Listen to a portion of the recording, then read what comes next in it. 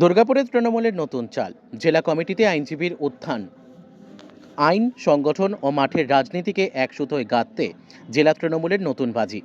ভোটের অঙ্ক যত ঘনিয়ে আসছে, সংগঠনের দাবার বোর্ডে ততই নিখুঁত চাল বসাচ্ছে শাসক দল।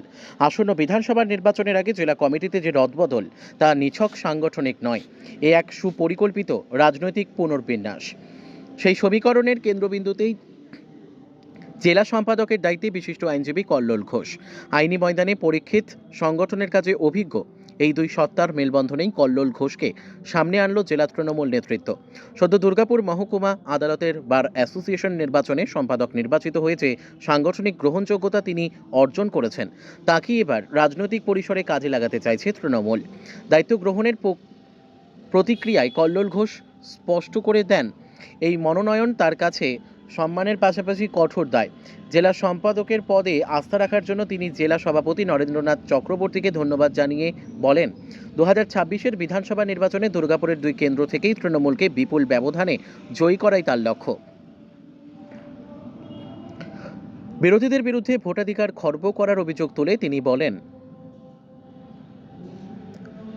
পাশাপাশি রাজনৈতিকভাবে ক্ষয়প্রাপ্ত সিপিএমকে আরও প্রান্তিক স্তরে ঠেলে দেওয়ার বার্তাও দেন তিনি। রাজনৈতিক মহলের মতে জেলা কমিটির এই নতুন বিন্যাস একটাই ইঙ্গিত দেয়, এবার লড়াই হবে সংগঠিত, আইনসিদ্ধ ও মাটির মানুষের ভাষায়। দুর্গাপুর থেকে বিধানচন্দ্র গাঙ্গুলির রিপোর্ট, বিগ নিউজ বাংলা। নির্বাচন জেলা কমিটি যেটা গঠন হয়েছে, সেই গঠনে আমার নাম আছে। সম্পাদক হিসাবে আমাকে যে মনোনীত করেছেন তার জন্য ধন্যবাদ জানাই জেলা প্রেসিডেন্ট নরেন্দ্রনাথ চক্রবর্তীকে।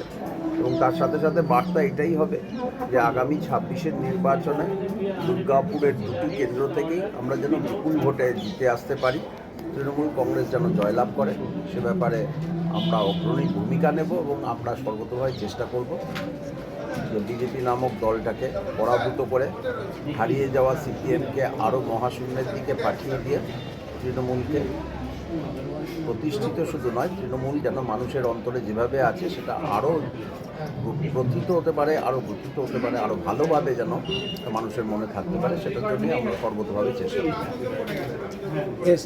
এসআইআর নিয়ে লোকের খুব হচ্ছে, হারানি হচ্ছে। আপনি তো আবার কমিটিতে এসেছেন। দেখুন, এসআইআরের মাধ্যমে বিজেপি নির্বাচন বৈতরণী পার হওয়ার চেষ্টা করেছিল, কিন্তু আমাদের নেতৃত্ব, বিশেষ করে অভিষেক বন্দ্যোপাধ্যায়ের সুনিপুণ চিন্তাধারা সেই এসআইআরকে ভেঙে ফেলেছে। আমরা আমাদের ভোট ব্যাংক, আমাদের যে ব্যবস্থা সেখানে রয়েছে, মানুষের ভোট দেওয়ার অধিকারকে কেড়ে নেওয়ার যে চেষ্টা, বিজেপির অপচেষ্টা, সেটা ব্যর্থ হয়েছে এবং ব্যর্থ হবে।